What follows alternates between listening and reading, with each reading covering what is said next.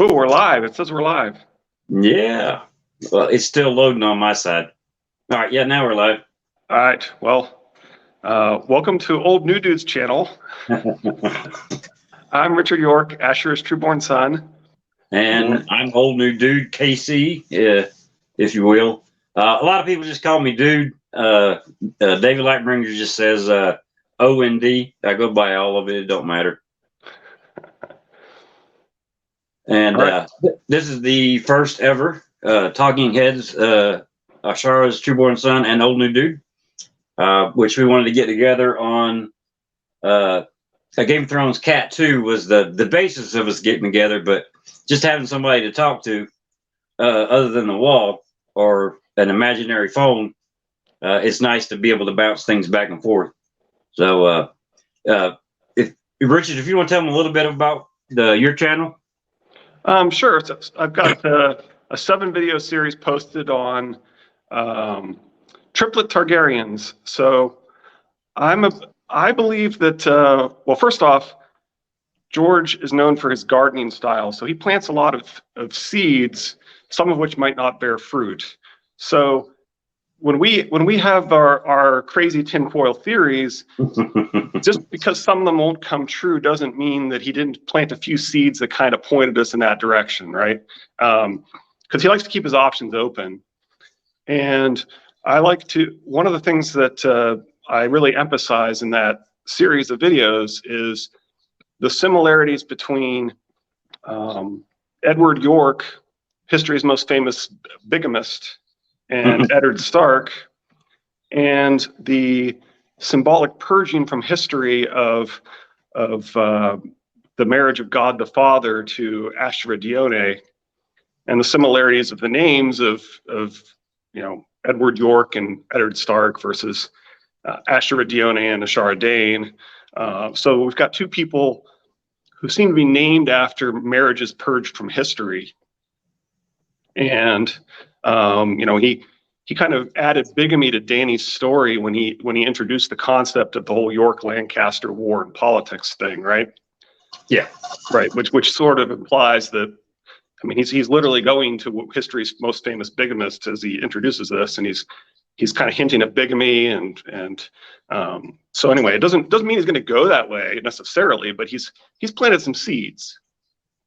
Damn near every word he plants is a seed. There's not a situation in this book that can't be taken at least 2 different directions. Most of them got like 3 or 4 paths that he might choose to take it further on down in the books. I when I grew up, there was you bought books that were you choose the adventure. Yeah, choose your own adventure. Sure.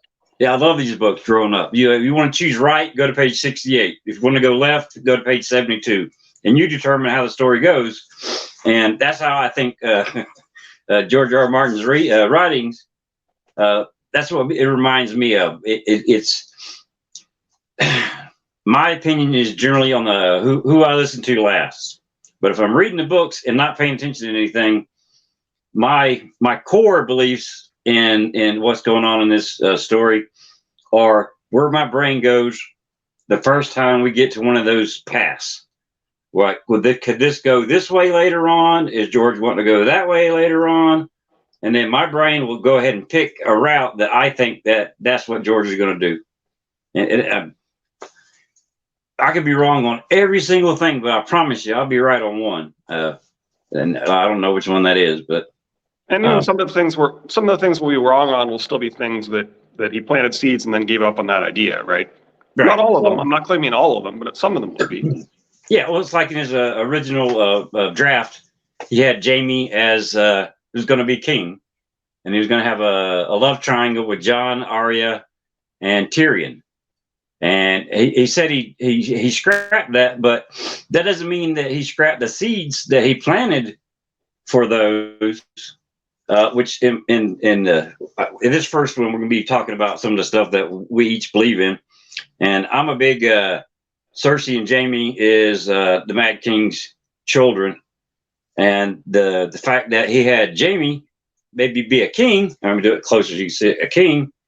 The reason he's a king is because he's the Mad King's son. that's the way my brain works. I'm outside the box and real tinfoily. But when I read something and it's the path that I think is going to go, it is really hard to get off of that decision to try to listen to somebody else. And Yeah. I don't knock anybody's theory. Every theory is welcome. I don't care what you believe. I'm not going to argue with you. We can ask questions back and forth, that type of thing. But there ain't no point arguing over a fake book. But I get tongue tied too. Sorry. Go ahead, Richard. Oh yeah, I mean that goes back to what we're saying, right? Is we have to take the same attitude about other people's theories that we disagree with. They're likely to also spot some seeds that may not bear fruit. Maybe we missed, right? So so we're absolutely open to that kind of thing. George R. R. Martin's thumb is very green, so.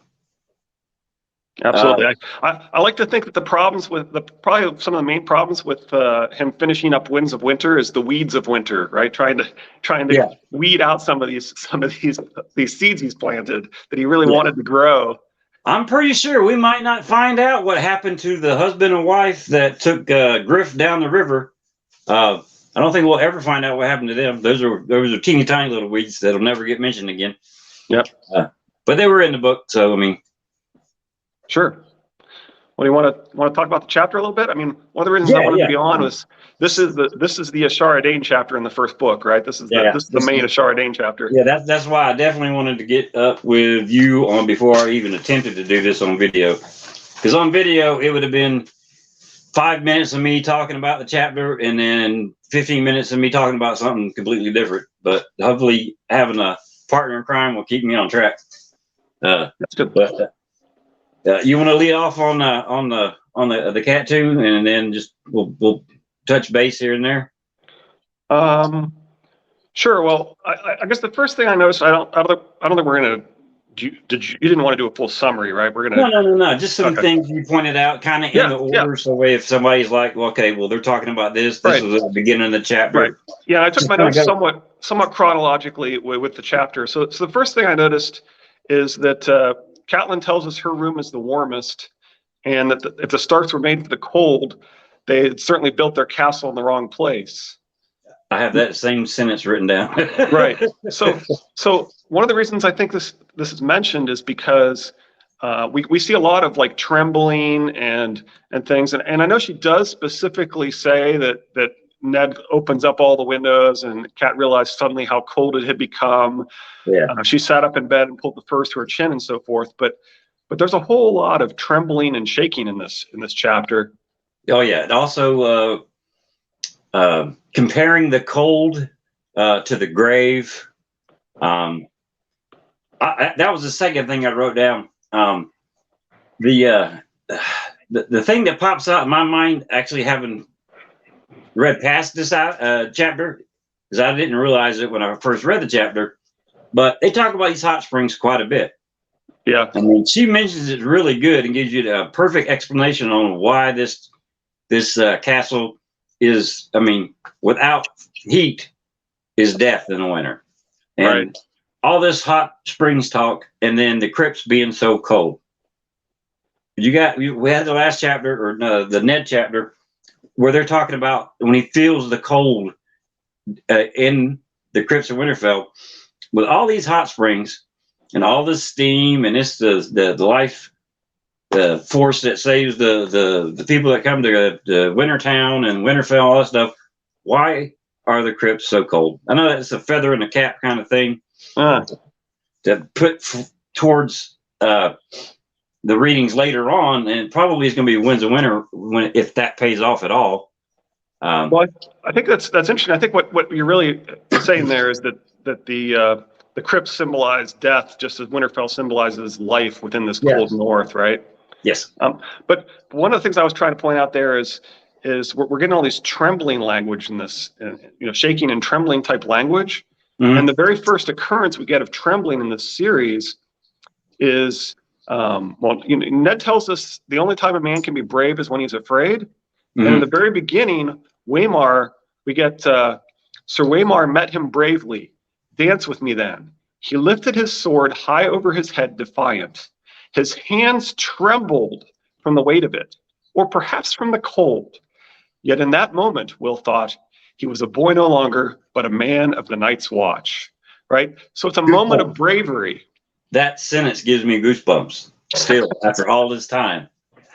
So it's a moment of bravery is when we first hear trembling, right? And as Ned says, the only time a man can be brave is when he's afraid.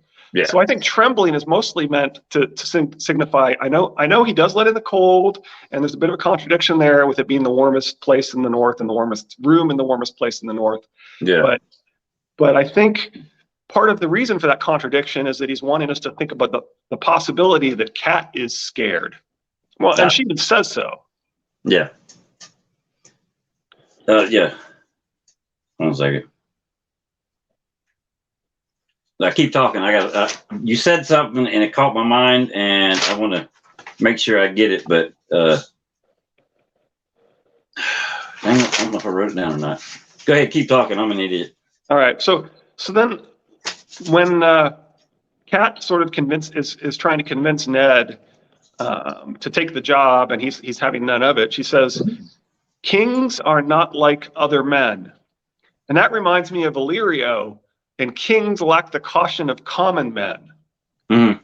And I think both of them are manipulating and attempting to stave off anger. Yeah. And then more importantly than that, she ends that paragraph with, "Can't you see the danger that would put us in?" And this is really ironic because it's almost the exact phrase that Bran overhears Cersei say when she responds to this threat of ambition, right? This actually winds up being the opposite. This is the danger that they're showing this ambition, right? So, Don't you see the danger this puts us in? The woman said. Robert loves the man like a brother. Robert can barely stomach his brothers. Not that I blame him. Stannis would be enough to give anyone indigestion. Yeah. Don't play the fool. Stannis and Renly are one thing, and Eddard Stark is quite another. Robert will listen to Stark. Damn them both. This is part of the payoff here. I should have insisted that he name you, but I was certain Stark would refuse him. Right? The politics here are that they don't. He's not expected to say yes. And then a little bit later, she goes, "Lord Eddard has never taken any interest in anything that happens south of the Neck." The woman said, "Never, I tell you. He means to move against us. Why else would he leave the seat of his power?" Right? So clearly, this is what makes them scared, right? This is why the Lannisters are like, we got to take this Ned guy out. He's showing ambition. He's wanting to move against us, right? Yeah. Well, you were mentioning that last night when we did our little test that I forgot to send to private, so my sister got to watch it and told me that you're on the same time zone she is. And this ties into different theories, but it's Cersei and Jaime talking about the southern ambitions of a Stark. And I pointed out last night that we don't actually know how mad the Mad King is. Mad King, yep. We're only told through second opinions, third opinion. I mean, it's like the telling of the tale just gets a little bit madder and madder as it goes. His main Brandon going to King's Landing is what set the powder keg to go off. Okay, but you have a Stark whose father and that Stark seem to have southern ambitions because Brandon's going to marry a Tully. The reason he wants Robert and Ned's head because he knows they've been fostered together in the South, which has never been done. More southern ambition. So you got the Mad King wanting to know why the hell, or all of a sudden these Starks coming south, and there seems to be. Wait a minute, they got 4 kingdoms that are going to be glued together, and that just leaves me 3, and one of them don't really like us, so that's going to leave me 2. So I just think it's funny that I think Cersei is the Mad King's daughter, and this is a situation where they both think the exact same thing. In my mind, right. We don't know. No, I like that echo. I think that makes sense. Yeah. Well, and my fifth video is about Jaime and Cersei as Targaryens. Yeah. On my channel. So, let's see. The next Just a thing. quick shout out to anybody, the 3 people that are going to watch this. Please go check out his 7 videos. They are 10 times better than all of my videos put together. The dude knows his stuff. So I mean, thank you. Oh, no problem. I love people like I got a shout out from the Green Bard because I mentioned him in a video. I have nothing but respect for anyone that has spent any time studying this subject and has an opinion on it. And all of the videos, I mean, granted, I'm an old dog, can't edit nothing, can't add a picture, can't add phrases. I'm just sitting here waiting to see if there's a comment. So this is like Christmas for me right now. I'm enjoying the hell out of it. But there was something when it comes to that chapter, the first person that I pay attention to is not the person that's talking. There's a reason that person was picked to give you the explanation on what's going on in the scene, but I don't think they're the important part of the scene. They're just the narrator, and a lot of times unreliable narrator at that. So getting like little hints or what other people are doing. So the other person in this chapter, for most of it, is Ned. And there's a couple of things in here that just, he's a lot smarter than people think he is. Yep. He made one mistake. Well, 2. He told his wife, instead of sending it with a man or a bird or another woman, I mean, just his wife. And then talking to Cersei about what we're going to do. That's his 2 big mistakes. The rest of it. I actually disagree with you on the. I know I've seen the Order of the Green Hand, and I have plenty of criticism of Cat, but I actually have to disagree with you there. She specifically says when she gets to the area, I need to talk to the Maester to send the orders, and Bran sort of mentions that there's other stuff in the Raven that he doesn't care about, other messages in the Raven that he doesn't care about. So I don't think that she failed to send the orders. I think she did send the orders. All right, that I did not catch. Thank you. We'll talk. We can bring that up later. You know, when you get to that point. But a lot of things like with the Order of the Green Hands, why Cat sucks. The things that they say are taking place in this chapter here that are the beginnings of why she sucks. I don't see it that way. Granted, she was daydreaming while they were having sex for the thousands upon thousands of time. And I've been married 27 years. And I promise you, hell, after 2 years, there's plenty of those wandering off, are you done type situations that no man wants to admit to. But it happens. So I can't knock Cat for daydreaming a little bit. Sure.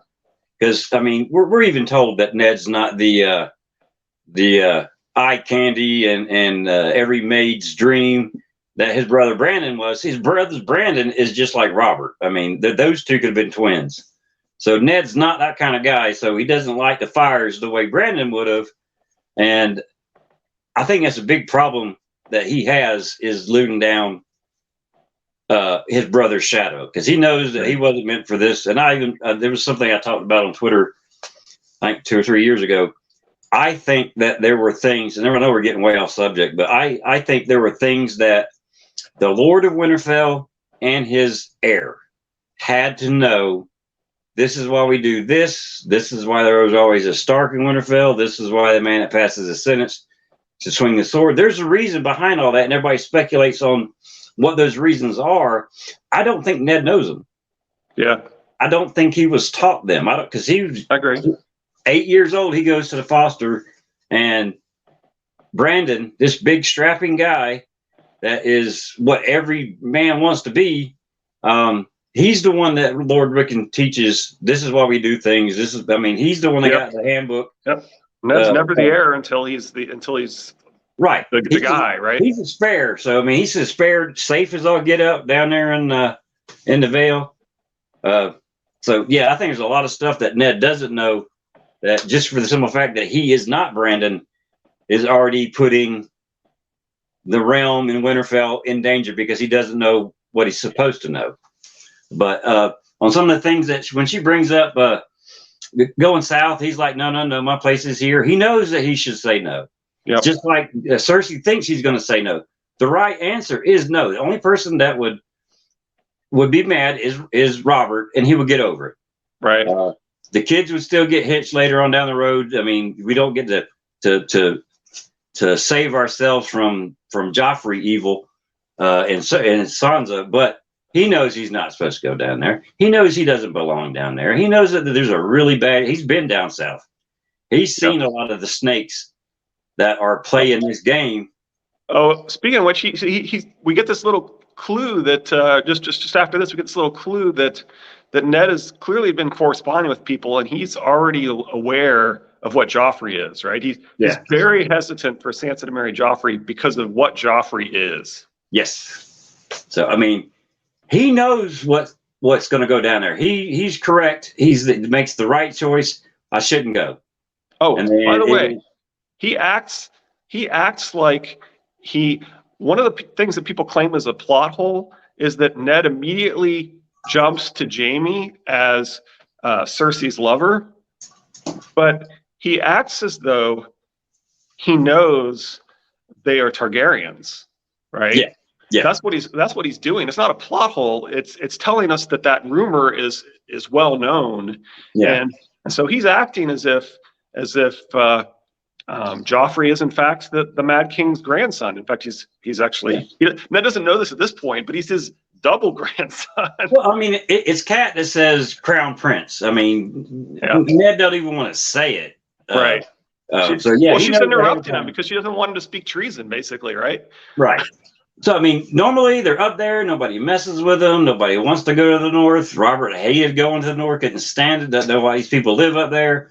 So Ned has always done what he wanted to do. And it was his opinion that was last. So having Robert there now, Ned knows what he should do. And Robert is put in the position to do something that he knows that he does not need to do. I love Ned. I mean, and he gives the very correct read as to how Robert would respond there. He knows Robert really well, and he says he does, and it shows. Yeah. Well, I mean, there's a couple of things that are pointed out, and they even pointed out in this chapter when Robert first comes into to Winterfell, he's naming off the rest of the people that are there, and this giant man on a horse at the beginning of it, flanked by 2 Kingsguard. He didn't recognize him, and that was the one that he's supposed to know the best. There's a couple of little things here and there. They even say it in here. You knew the man, you don't know the king. That are throwing it in our face, saying that, okay, this is not the man that you grew up with. Yeah, but I think actually Ned is right in his analysis of him. He's right that he would bluster and so.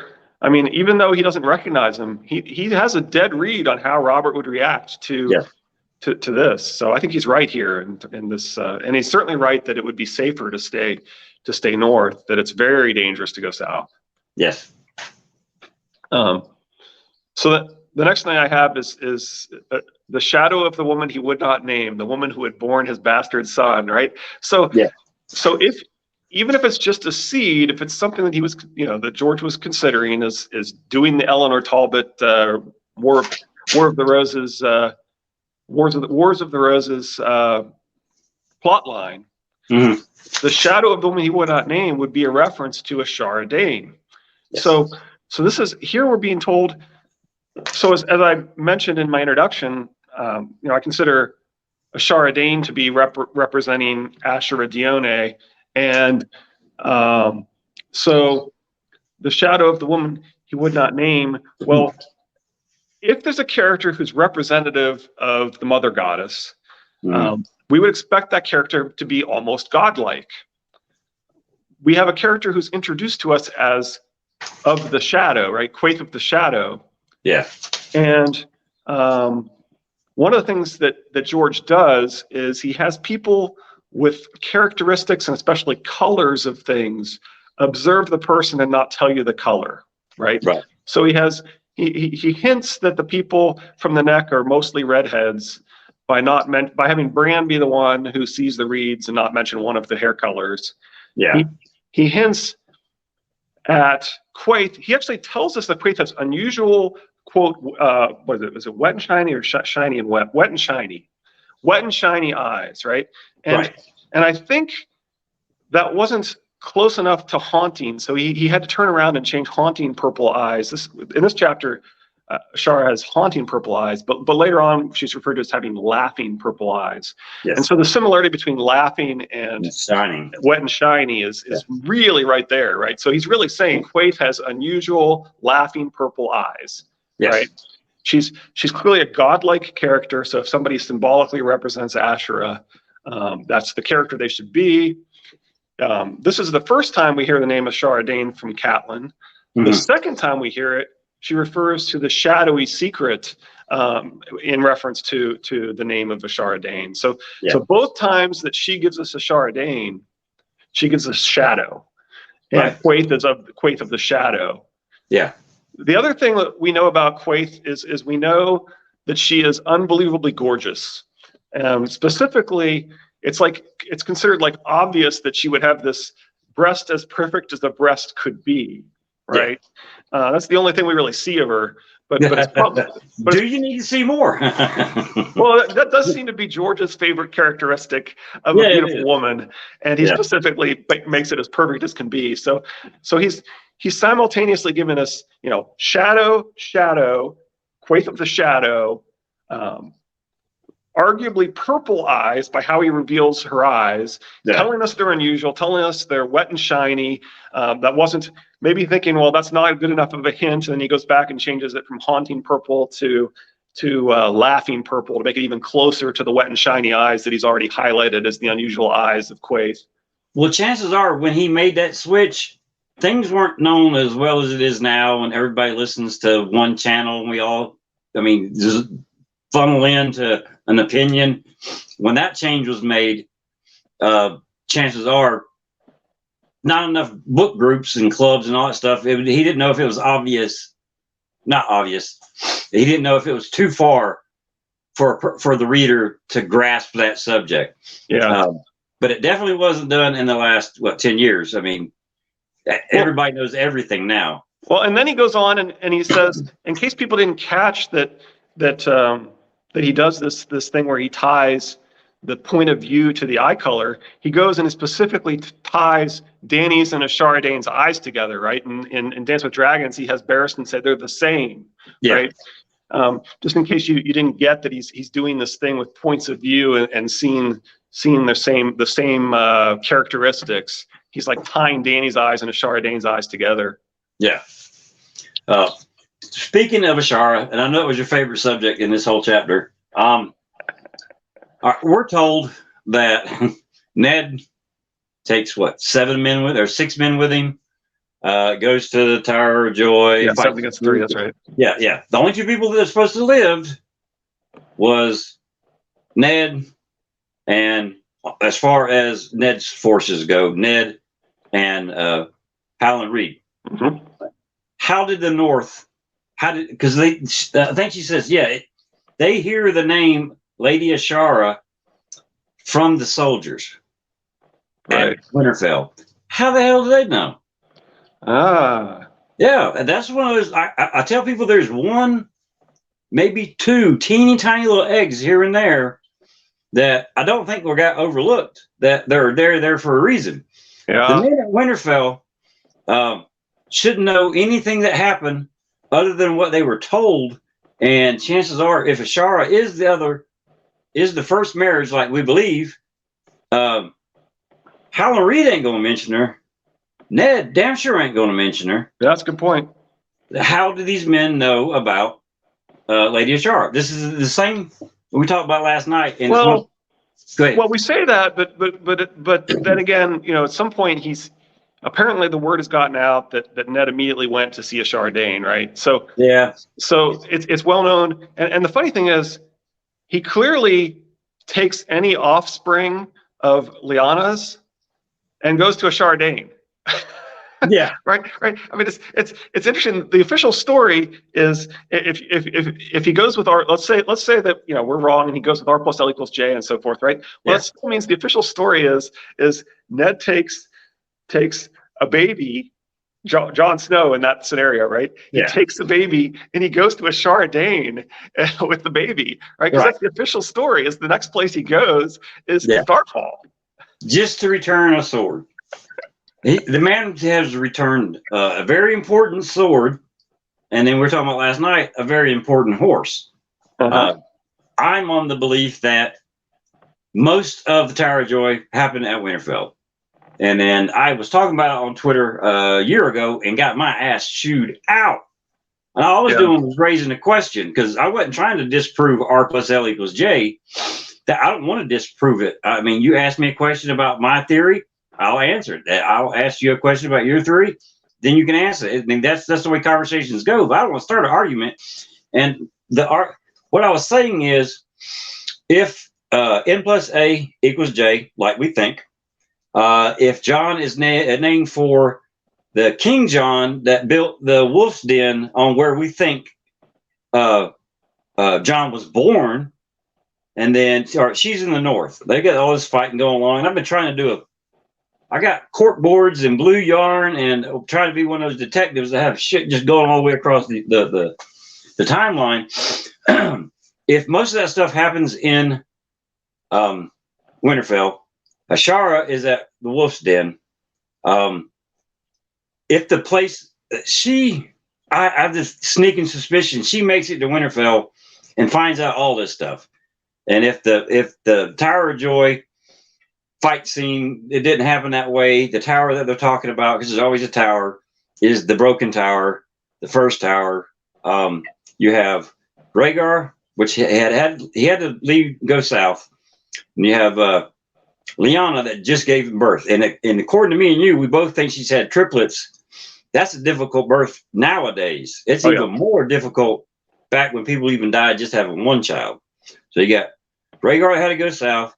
You got, I say he glamored somebody and sent him down south so he could stay with Lyanna and the baby. And I think the person that's there that's glamored and is actually Rhaegar is Sir Arthur Dayne. No. Yeah, well, Sir Arthur Dayne's got that. Even talked about his sword sticking over the top of his back. And you got to have something of that person to be able to pull the shadow forth to produce a glamour. I mean, he's going way off topic. I mean, I got a tinfoil hat around here somewhere. Yeah, I'll bring that in a little bit. My take on that is there's definitely some parallels that imply some of the potentials for I do like the parallels that sort of imply that Rhaegar and Lyanna might have been hiding in the crypts or something, right? Yeah, like Bael the Bard. I mean, it's thrown out there. Yeah, there's definitely some interesting seeds planted. He may not go that way, but there's definitely some interesting seeds there. Yeah. Well, see, this is what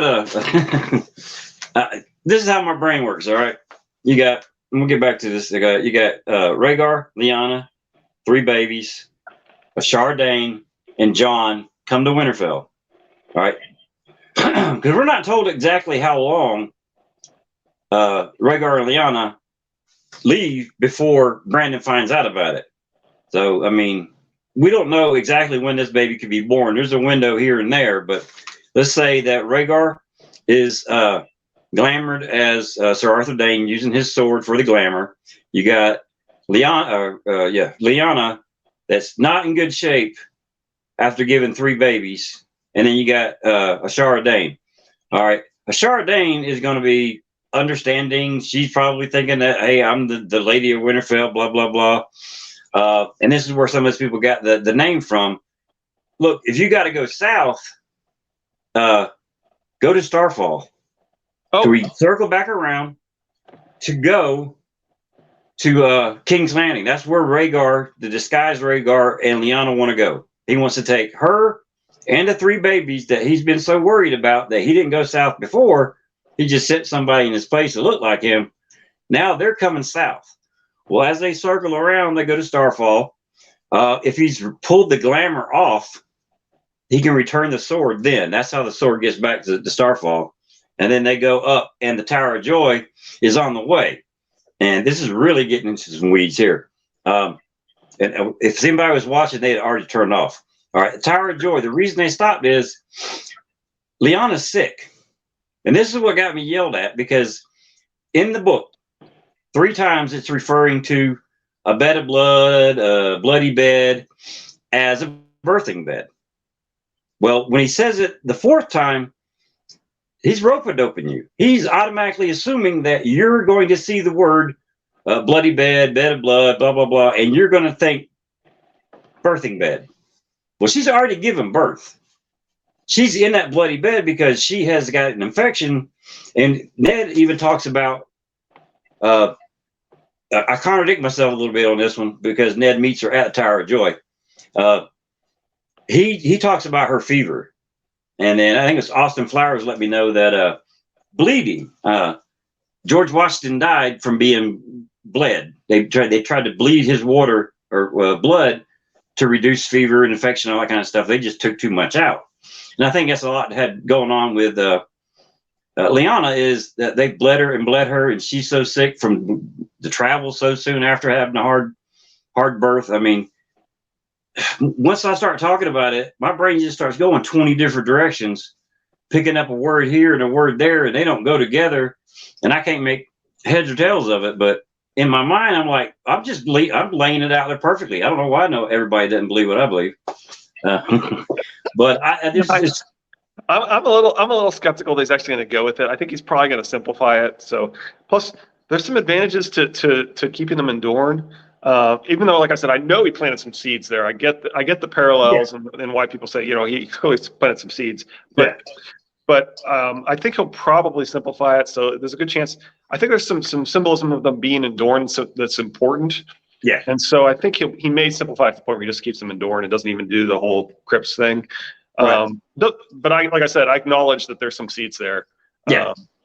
Well, I was sitting there trying to come up with an idea of how could a person be in a bed and it not be a birthing bed and it be bloody, and thinking of their level of medical knowledge, bleeding for a fever or the plague or whatever. They did it for damn near everything.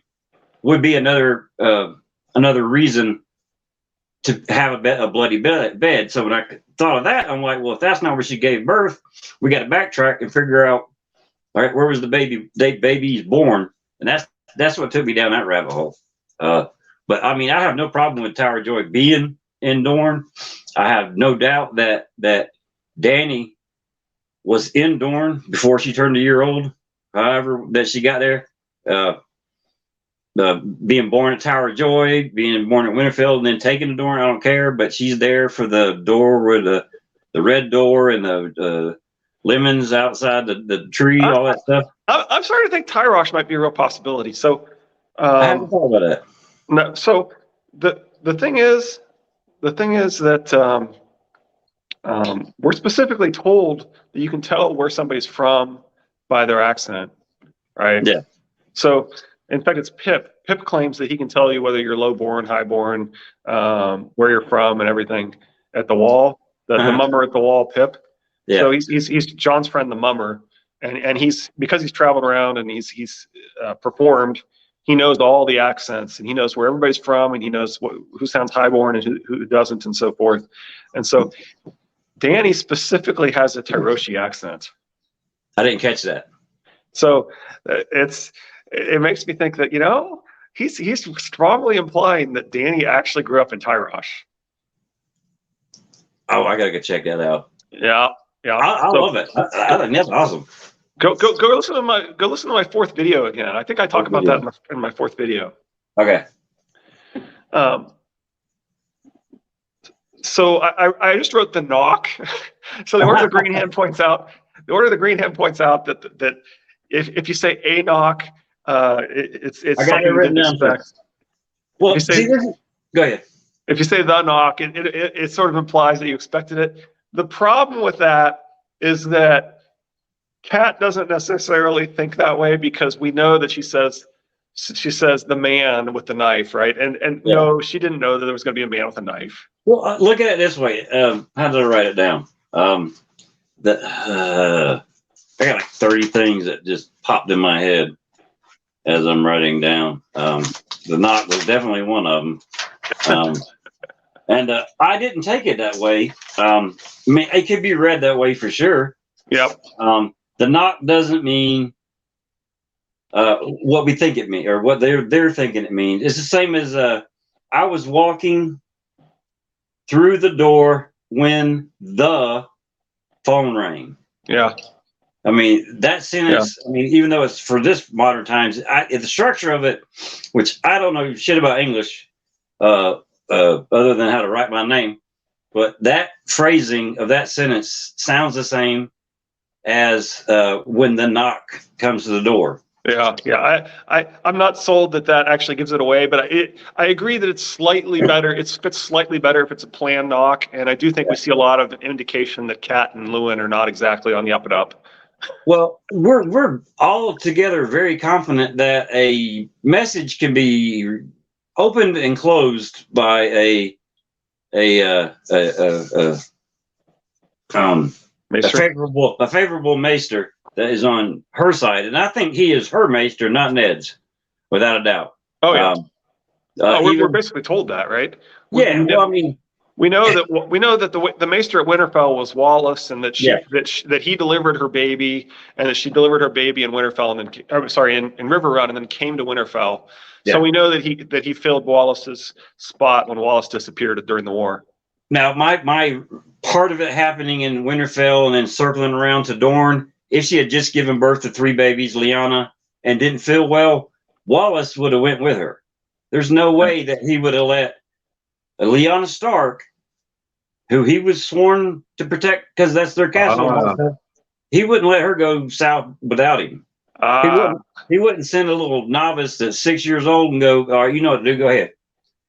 That serious of a birth, and her being in bad health, but still Rhaegar wants them south, or whatever reason they take it south. They go south right after the babies are born. I don't care. Or she could be there in extremely bad pregnancy, not even giving birth yet.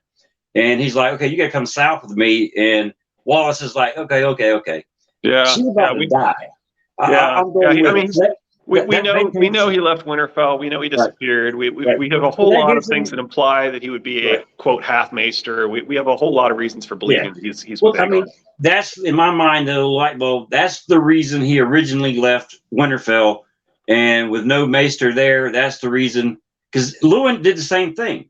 He traveled with a daughter of the house that he's sworn to that just had a baby, and it ain't like you jumping in the car and going down to the drugstore. Yeah. That's what, a couple of months of travel with a pregnant lady and a new baby. So he's traveling with her. Yeah.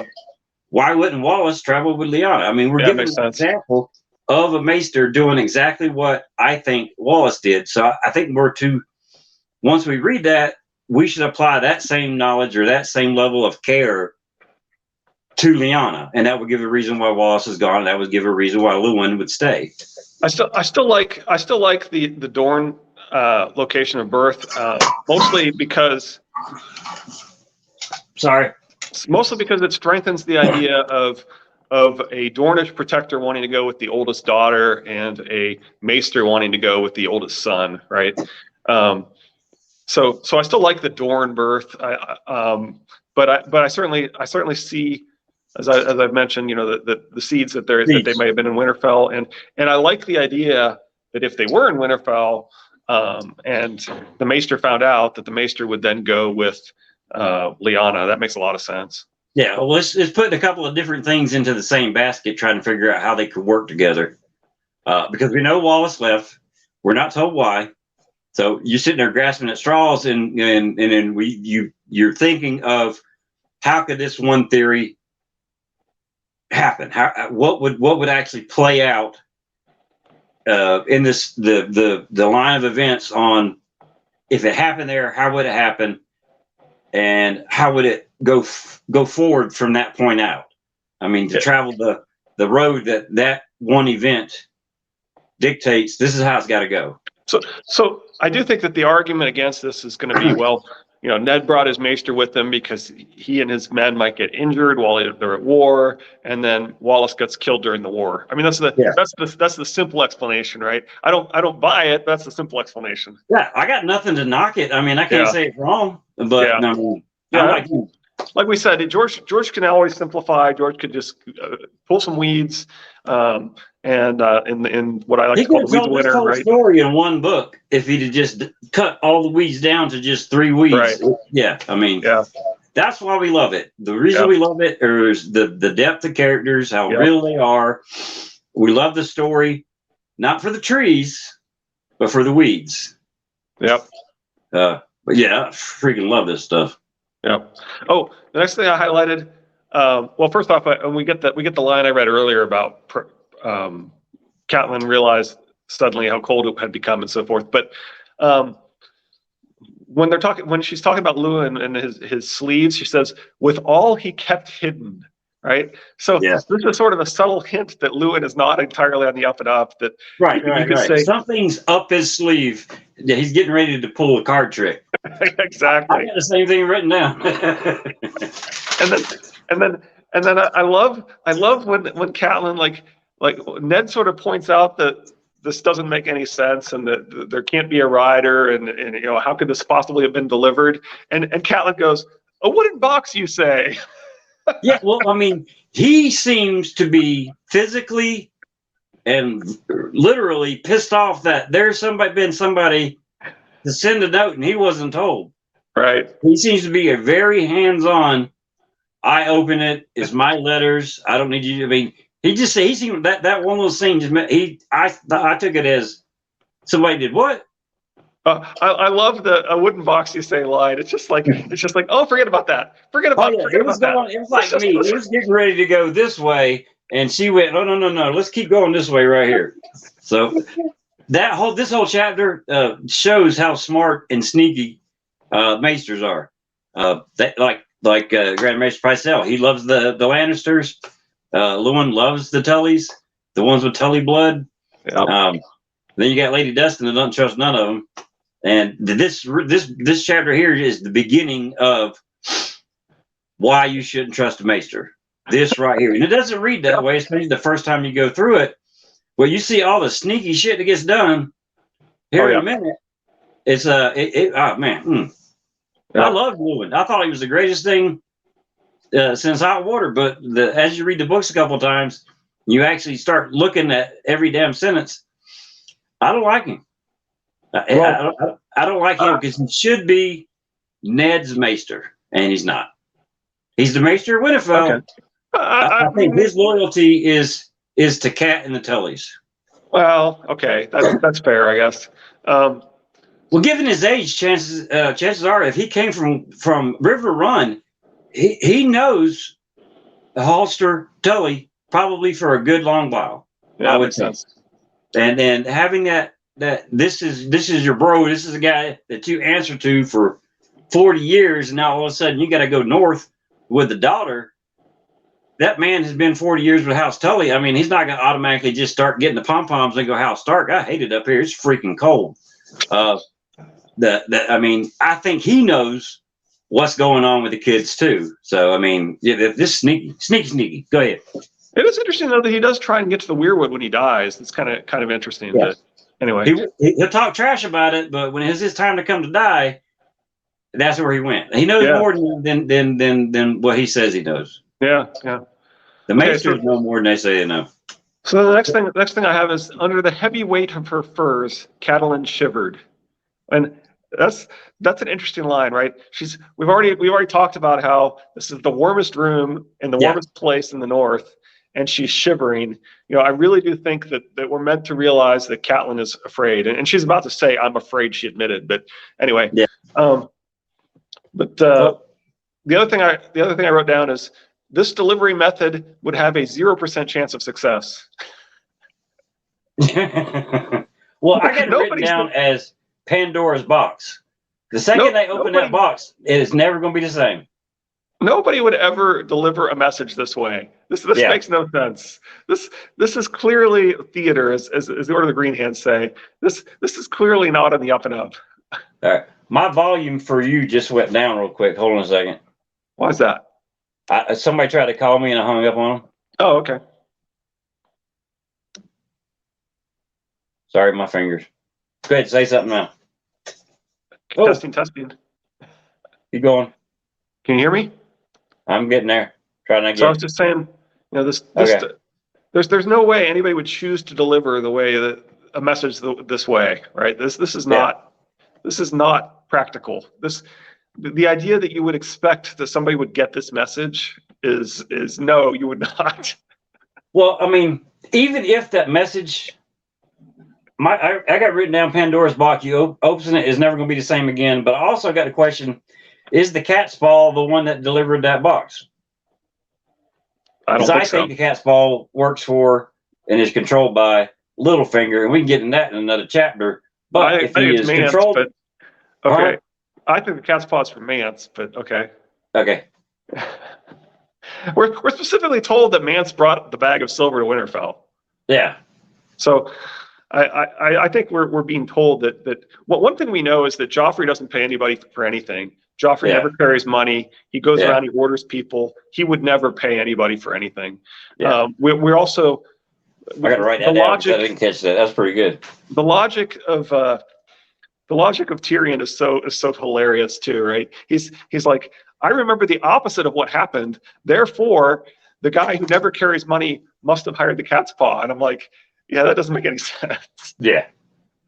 I did not catch that, man. I'm loving it today. I think a couple of things I had to write down that I got to go back and check. Yeah.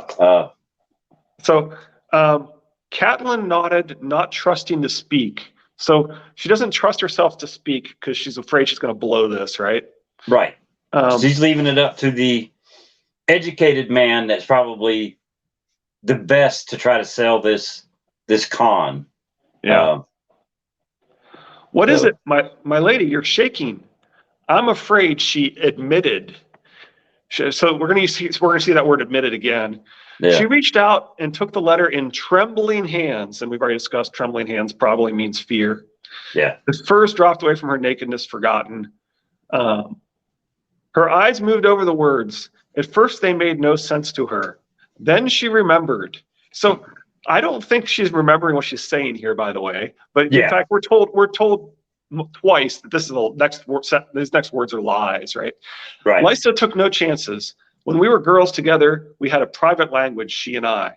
That's a lie. We know it's a lie because of how she behaves after this, and what she says about this after this. So she basically says, "I'm lying" twice here in a second. But so I think what she remembered was basically to pick up with her act here.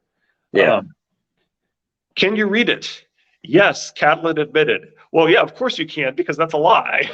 All right.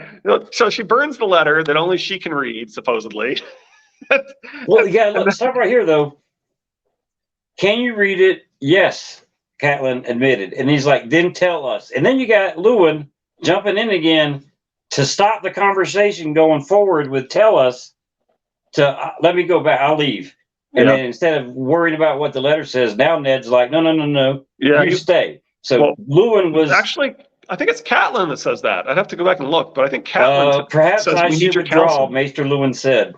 But it goes, can you read it? Yes, Catelyn admitted. Then tell us. Perhaps I should withdraw. Maester Luwin said. No, Catelyn said. Yeah. But the thing is, though, it's Luwin that stopped the conversation from tell me what it says on that letter to give Cat time to do what she needed to do. Luwin wants out. Luwin wants out. What's that? It's like, I did my part. I'm out of here. And Cat's like, no. You're not done yet. I love George's writing. This chapter is you don't think too much about it the first time you read it. Second time you read it, it's just, but when you start getting third to sixth, you start seeing how freaking good. You knew George R. R. Martin was an excellent writer, but just some of the stuff he comes up with, the conversations, he's sitting there looking at a mirror and he is talking in every person's, he's doing the entire conversation, whether it's 6 people or 20, he's going the rounds. Well, how would this person react? Well, how would this person say it? And it feels like he's just writing down exactly what happened because this is all real, and it's not. But in his head, this is real gets. So sorry, I tend to rant. Catelyn stiffened in his grasp. So we've talked about how scared she is and how Yeah. she's lying, and now she's telling us, I'm afraid of Ned here. She's only afraid of Ned when she's doing stuff with John and asking about John and trying to in this case, trying to disinherit John, right? Right. Well, he lets go of her as soon as when he feels her getting ready to be a pissy about John. He's like, Yeah. huh? Yeah. Back up. Yeah. He didn't push her or anything. He's like, no. What's going on? Yeah, and it's actually telling us that it actually says something about Ned sensing her anger, which is interesting because this is a cat viewpoint, but we can tell that Ned is sensing her anger. Anyway. Yeah. And her being mad about John is pissing him off. Oh yeah. He can't stand it. Yeah. Lysa is impulsive, yes, but this message was carefully planned, cleverly hidden, which of course is telling us that somebody else did this, right? She knew it meant death if her letter fell into the wrong hands, which again, that's only true if it's not written in code, right? Yeah. So this is the second time that we know. The first time was she burned the letter, right? That only she can read, and then the second time that we're basically told that she was lying with those words, and that's not what she remembered. Is she knew it meant death if her letter fell into the wrong hands? Which, again, no, that doesn't make any sense. Like a high lord sending a coded message to another high lord, it doesn't make any sense that would mean death. He could actually feel through her skin her becoming a bitch right there in that moment. And it's a cat chapter, but we're being told that. That's what's interesting. Yeah. Right. People make a big deal out of when they spot like the. Actually, it's in. I think it might be in the. Is it in the Winds of Winter sample chapters? Anyway, there's a time when people make a big deal about Ned's or about George stepping out of his structure with regard to going into omniscient. Yeah. Right. Going into omniscient, but he actually does that whenever it suits the story. Like Arya takes an axe to the back of the head, right? Yeah. I mean, he's telling us things that the POVs can't see. Right. That's not that unusual. But anyway, okay. Ned glanced helplessly around the bedchamber. Catelyn's heart went out to him, but she knew she could not take him in her arms just then. First, the victory must be won for her children's sake. Yeah, that's totally. So we'll be back to why her children need this victory here in a little bit, right? It's the note. I mean, well, we're going to be Laura told. Greenhand's got it dead on. There is stuff in that note that she's going to explain this. Write it. She's going to explain why the victory must be won for her children's sake here in a little bit. Yes, so we'll get there. We'll get there. Okay. His words were like an icy draft through her heart. No, she said, suddenly afraid. Was this to be her punishment? Never to see his face again, nor to feel his arms around her. So she thinks she deserves punishment. Well, she knows, just in that sentence, that going south means death. Even though I think she wanted to go south at the beginning of it, but when he flipped the strip on her and is taking the kids and everything, she's just erasing them in her head. I mean, she knows that she'll see Ned and never see him again. That's her knowing that if he goes south without me, he can't play the game as good as I can, and I'm not there to help him, he's going to die. Yeah, in my mind, that's what she's thinking when she says, I'll never get to see him again. Yeah. Is, okay, the only way you never see somebody again is if that person dies. Yeah. It's interesting that she goes right there. But I was more focused on the fact that she believes that she deserves punishment, right? She knows she's guilty of something here. She knows she's behaving in a way that deserves punishment. I like it when he says the others take you, both of you. I mean, he's cussing them out. So we also get this. So we know that the very first chapter of the story after the prologue, we hear. The very first use of the word son after the prologue is Ned referring to Jon Snow as my son, right? Yeah. Well, and here we get it again. So people search through the Eddard chapters and they'll say, well, when we're in Eddard's head, we never see him think of Jon as my son. Yeah, but he does it in the Bran 1. Not only do we see him call him my son in the Bran 1, you actually see him think about Jon as his true-born son in that chapter, which you talked about when you did that chapter. Yeah. But but here we get the called him son for all the north to sea line, right? Yeah. So this is we've already seen him do that, so it's not that big a deal because we already if saw she's that. got a suspicion that the M+A=J is real and everything, and they actually did marry in front of a weirwood tree, and that's the only reason Hofstra Tully said, no, that don't count. You marry my daughter, you didn't get my men. If she knows any of that, she knows she knows Ned's never going to talk about it.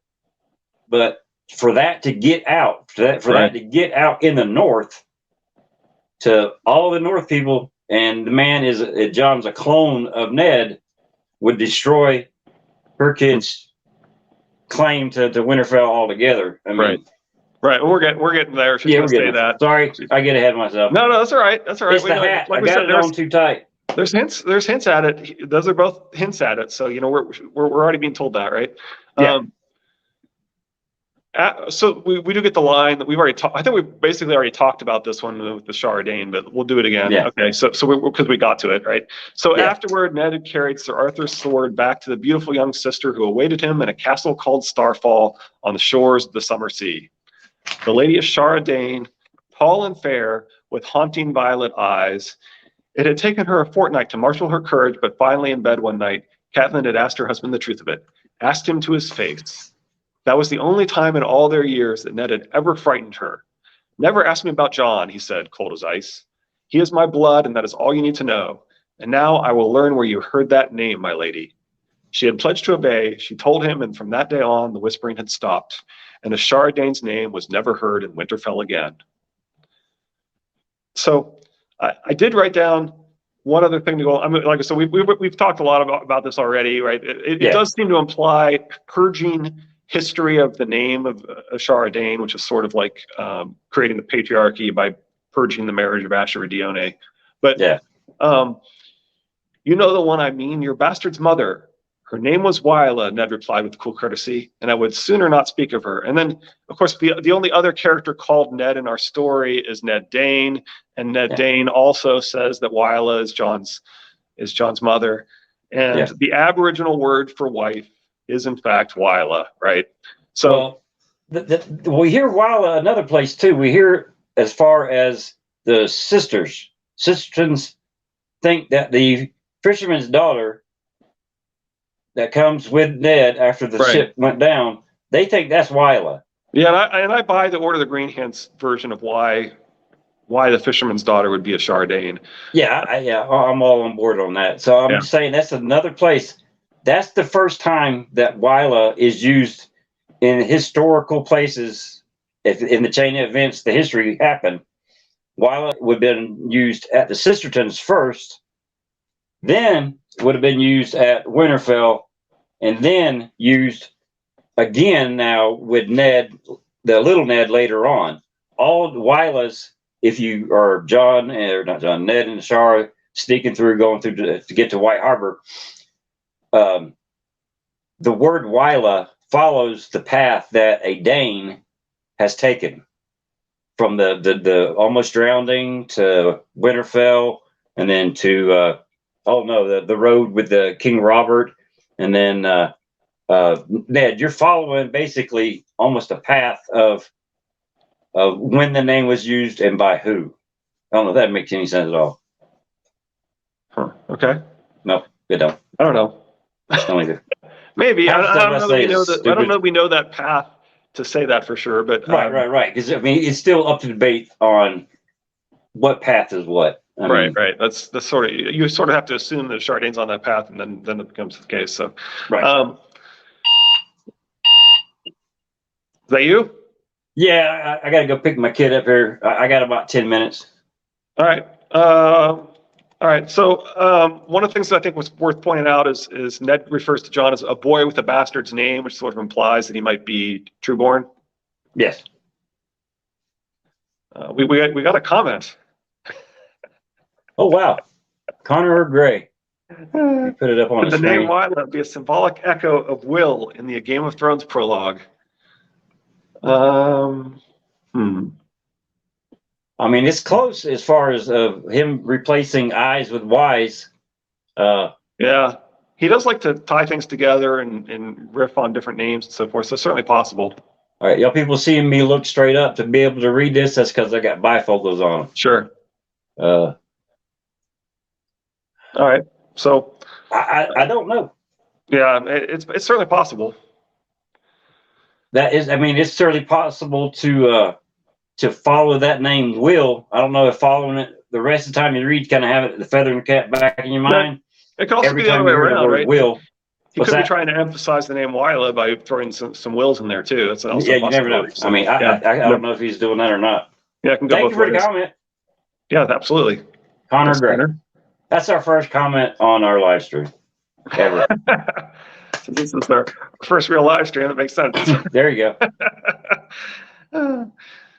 So anyway, a boy with a bastard's name sort of implies that maybe he's not a bastard, right? Right.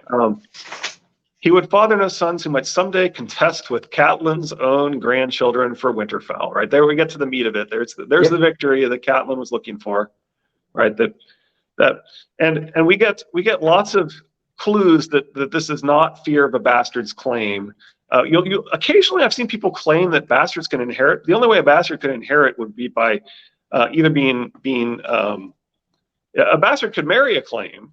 That's certainly true, and marry and inherit through that claim.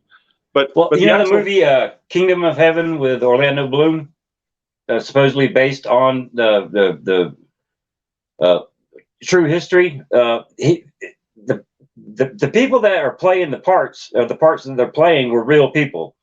The father that died, he didn't make legit Orlando Bloom's character. He couldn't make him the heir, but the men and all that stuff and him going down there kind of put him in the right place. But they're saying that the movie is way off base with the father giving him his name and his insignia and all that stuff and sending him down there as his full-fledged heir is not exactly what happened. There's more going on there than okay, hey, you're my heir. Come on. I mean, you got to have permission. People will say, well, but the Blackfires, well, the Blackfires are a very unusual case in that the king had legitimized them before that. Yes, and they're legitimate. They are legitimate. So that's not a bastard inheriting. And the other thing about that is that I actually think we're supposed to realize that the Blackfires were correct. It's also I really do like the idea that Rhaenyra's kids are not bastards. There's a really good Reddit post on that, and I really like that one too. So it's all backwards, right? We're supposed to think that the Blackfires are wrong when the Blackfires are right, and we're supposed to think that Rhaenyra's kids are bastards, and the Rhaenyra's kids maybe aren't bastards, right? Yeah. I know. You'll get people like Joe Magician will be like, George isn't deliberately trying to fool you. I'm like, he gave us a bed of blood and didn't tell us there was a kid in there. He is deliberately trying to fool you guys. I mean, it's clear as day. I mean, you basically have to not believe in R plus L equals J or Ned and Ashara to get to the idea that he's not trying to fool you. Yeah. Okay, so for the first time that we learn that bastards can't inherit is actually Game of Thrones. Ned says, Cersei could not have been pleased by her lord husband's byblows, yet in the end it mattered little whether the king had one bastard or 100. Law and custom gave the baseborn few rights. Gendry, the girl in the Vale, the boy at Storm's End, none of them could threaten Robert's trueborn children. Right? And then later on in the Storm of Swords, Catelyn says a bastard cannot inherit when she's arguing with Robb about his heir. Yeah. And then we've got a Clash of Kings. Catelyn read the letter again after the maester was gone. Lord Meadows says nothing of Robert's bastard, she confided to Brienne. I suppose he yielded the boy with the rest, though I confess I do not understand why Stannis wanted him so badly. Perhaps he fears the boy's claim. A bastard's claim? No, it's something else. Yeah. It's like, immediately says, no, nobody would ever fear a bastard's claim. That's crazy talk. Well, we get mention of it again when Bran is the Prince of Winterfell, and he's got Lewin and Roderick talking. There's actually another conversation about Hornwoods.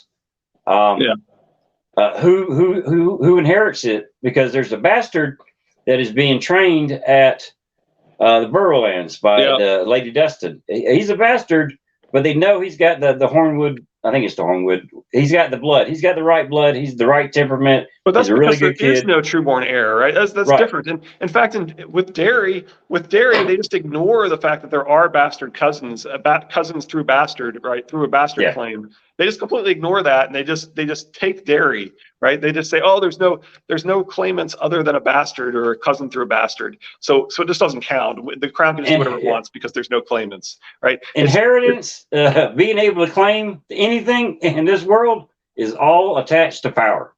Yeah. If you got the power to say it and take it, you're good. Yeah, but the point is, nobody fears a claim through a bastard if there's any trueborn claims, and Right. they are consistent with that. Yeah. They're completely consistent with that. So and Catelyn herself is like, no, that's ridiculous. Nobody would ever fear bastard's claim, and Yeah. yet we have Catelyn here, and so you have to ask yourself, so why is she so scared? Why must she have this victory? Why is she so scared of he would father no sons who might someday contest with Catelyn's own grandchildren from Winterfell? And the answer is because even though a bastard's claim is always after a trueborn claim, Catelyn's not convinced that that's what's going on here, or right? So the North. She tells you the North are different people. Yeah, the North, they do things differently. She suspects that Jon might be the trueborn heir, and yeah. And of course, Jon's recurring dream is always, he screams, "But I am no Stark," right? But Jon Snow knows nothing. Yeah. He's screaming that he's no Stark, but I don't know. Well, he has nightmares about going into crypts because all his life he's told that he doesn't belong there. Yeah. I mean, that would give me nightmares too. I mean, well, and he screams, but it's no good, right? He screams, "I'm not a Stark, but it's no good." Yeah. Right. I mean, that's the line, and it's like, yeah, you're screaming you're not a Stark, but that's no good. Well, I'll let you get going. I know you've got yeah. I got to get going here in a minute. Yeah. Check your notes. No problem. Yeah, the last thing I got down was just how pissed off Ned was at this situation. I mean, his full fury was on him. He blazed. He is pissed the hell off right now, especially at these two people in the situation. Yeah.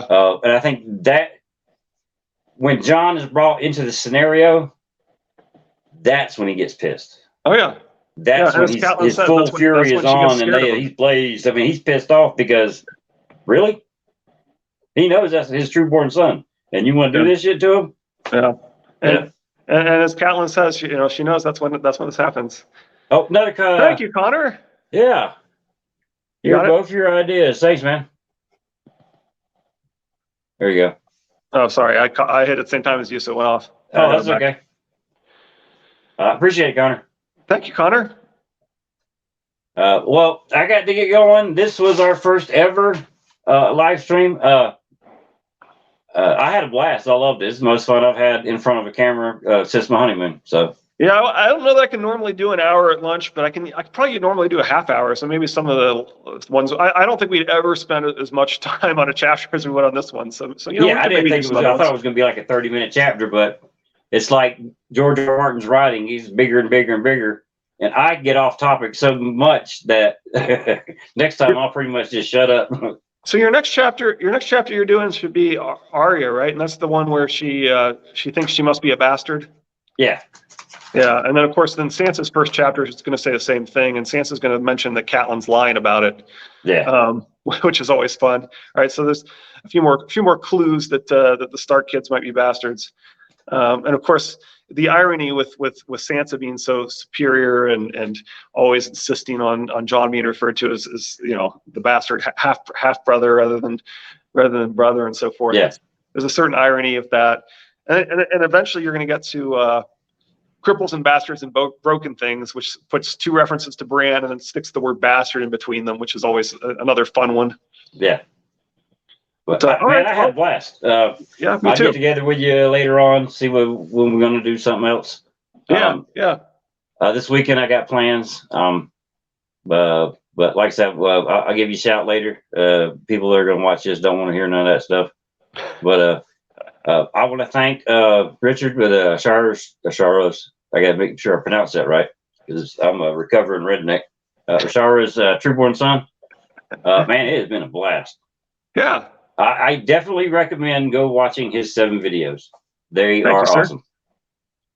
Thank you very All much. right, And we've got you've got this work. You've been going in order. You've got all the chapters leading up to this one, and you've now, if you want to occasionally. spend a video going back and hitting what I missed on the chapters before Cat 2, because Cat 2s are what, our first double? This is the first time we got to the letter 2 or number 2.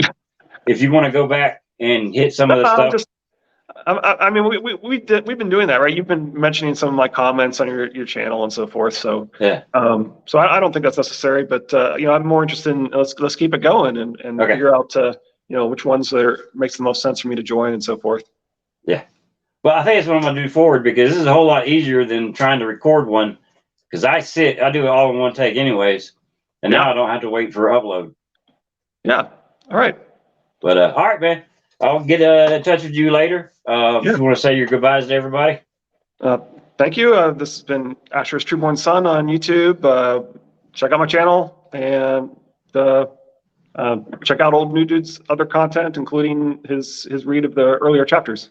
All right, I'll go ahead and tell y'all this is the best video I got going. The rest of them kind of suck compared to this. But I'll take care of yours. You take care of mine, and we'll see you next time on Old New Dude's Theories Temple of Game of Thrones and Beyond. Thanks again, Richard, and y'all have a good day.